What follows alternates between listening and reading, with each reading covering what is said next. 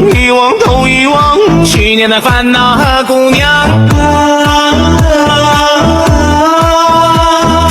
莫慌莫慌都莫慌，今年的姑娘更漂亮。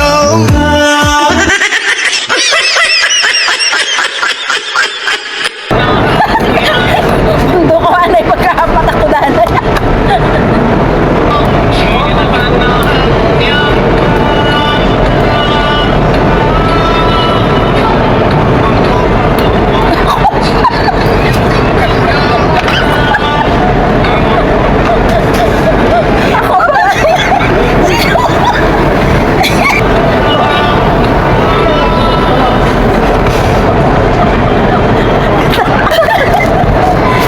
Hello po mga ka-Cheryl and Bahrain dyan. Ang oras po dito sa Bahrain is 4 o'clock po ng hapon. Kasama ko nga po dito si Miss Lady Gold, ang nag-iisang reyna ng mga ginto sa Bahrain.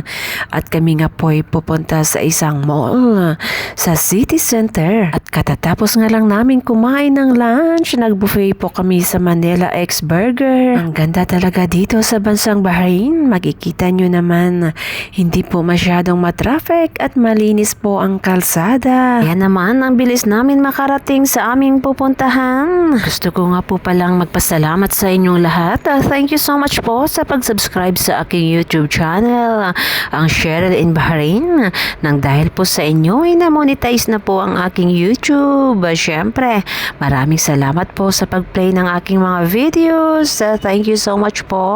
At kami nga ay malapit na dito sa isang napakalaking mall. Ang tinatawag nilang City Center. Siyempre, dahil sa day off ko po ngayon, Friday, kaya naman simula hapon hanggang gabi nagalaan.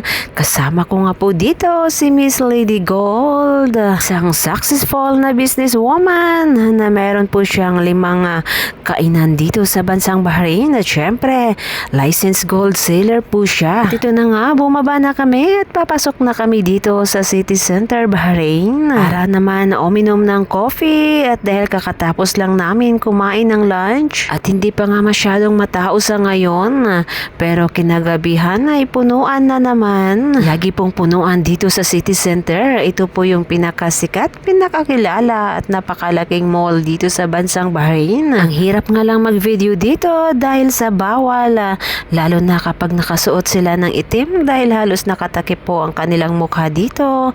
Kaya naman pinagbabawal ang pagkuha ng mga video dito at ina-allowed nga lang ang pagsi-selfie. Kaya naman kami ni Miss Lady Gold, I love yourself na lang. Selfie to the max na lang kami at syempre nagbe-video lang din naman ako dyan kapag walang may nakatingin o may nakasalubong. Ang ganda nga dito sa loob ng City Center. Ito po ay nasa ground floor pa lang. At ayan na nga si Miss Lady Gold. Napakasimple lang. Pero isa po siyang milyonarya, isang successful na OFW dito sa bansang Bahrain. Kami nga'y magpalamig-lamig lang dito sa loob ng mall.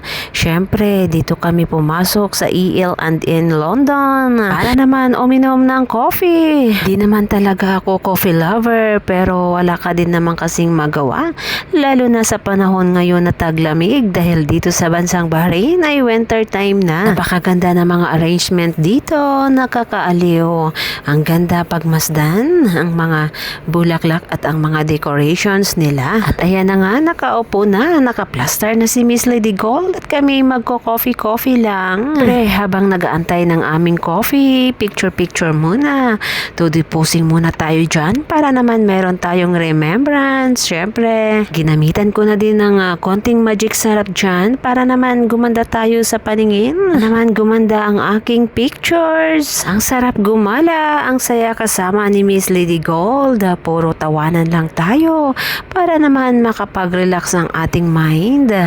Dapat kasi ganyan lang. Puro jokes, puro tawanan at hindi yung mga nakaka-stress sa buhay ang pag-uusapan. Dahil nga sa walang pasok ngayon, kaya enjoy to the max muna kami. At late ko na nga namalaya na ang damit ni Miss Lady Gold ay terno pala dyan sa mga magagandang flowers. Wala pa nga sa kalahati itong mall na naipakita ko. Kabilang side pa lang ito. Ito po'y napakalaking mall dito sa bansang Bahrain. At after nga namin mag-coffee dyan, kami nga po ay umikot-ikot lang muna dito para naman mag-window shopping lang.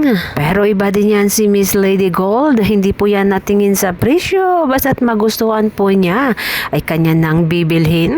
At after nga namin dito sa City Center, kami nga po ay pupunta pa sa Andalus Park dahil meron po doong bazaar. Napaka-hectic talaga ng schedule namin sa ngayong araw. Napadaan nga kami dito sa bilihan ng mga shades. Ayan naman, tudusukat na dyan si Miss Lady Gold at meron pang mga followers. Mga ilang followers na din ang nakakilala dito kay Miss Lady Gold. Sino ba naman ang hindi makakilala kay Miss Lady Gold sa nag-iisang reyna ng mga ginto? At nung makita nga ni Miss Lady Gold ang bag na to ay syempre hindi na niya pinalampas yan dahil sa nagustuhan talaga niya. At ito na nga, syempre kinuha na agad at nirampa yan. Baliwala lang yan kay Miss Lady Gold, hindi po yan nag-after sa presyo, basta't ito'y kanyang nagustuhan.